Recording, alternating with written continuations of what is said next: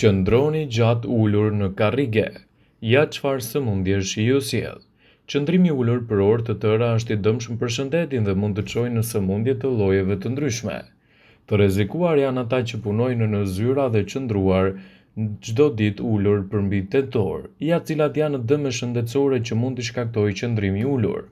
Deformime të shpinës. Shpina e njeriut ka një formë S-je për ta bërë edhe më stresuese gjendjen tuaj. Sëmundjet kardiovaskulare. Një nga pasojat më serioze të qëndrimit ulur është edhe rreziku i sëmundjeve kardiovaskulare, që është më i lartë ata personat që kanë mungesë të lëvizjes.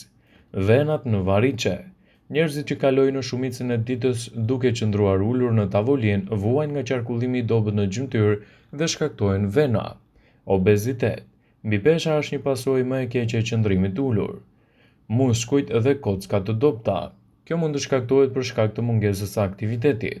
Gjithashtu do besohet edhe sistemi juaj tretës.